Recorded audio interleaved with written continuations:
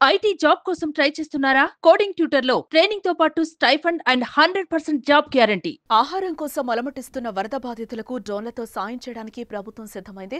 విజయవాడలో వరద ప్రభావిత ప్రాంతాల్లో ముమ్మరంగా సహాయక చర్యలు చేపడుతున్నారు. సీఎం చంద్రబాబు స్వయంగా పర్యవేక్షిస్తూ ఉండడంతో అధికారులు, సిబ్బంది ఉరుకులు పరుగులు పెడుతున్నారు. బుడమేరు, ఉప్పొంగి, సింగ్నగర్ ఇతర ప్రాంతాలు వరద ముంపునకు గురయ్యాయి. ఇప్పటికీ అక్కడ వరద నీరు నిల్చుంది. సీఎం చంద్రబాబు ఇక్కడ బోటుపై తిరిగి బాధితులను పరామర్శించాల్సి వచ్చింది. ఈ నేపథ్యంలో వరద బాధితులకు ఆహారం సరఫరా చేయడం సవాల్గా మారింది. దాంతో డ్రోన్లను రంగంలోకి దించాలని సీఎం చంద్రబాబు నిర్ణయించారు. డ్రోన్ల ద్వారా ఫుడ్, బిస్కెట్లు తీసుకెళ్లే విధానాన్ని ఆయన పరిశీలించారు.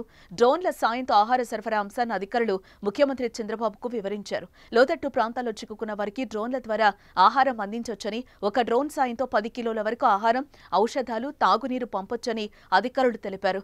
వాహనాలు చేరుకోలేని ప్రాంతాల్లో డ్రోన్ల సాయంతో సహాయక చర్యలు చేపట్టడం సులువని వారు పేర్కొన్నారు. దీనిపై చంద్రబాబు స్పందిస్తూ వీలైనన్ని ఫుడ్ డెలివరీ డ్రోన్లు సమకూర్చుకోవాలని అధికారులకు సూచించారు. చంద్రబాబు నుంచి అనుమతి రావడంతో లోతట్టు ప్రాంతాల్లో చిక్కుకున్న ప్రజలకు డ్రోన్ల ద్వారా ఆహారం అందించడానికి అధికారులు చకచకా ఏర్పాట్లు చేస్తున్నారు.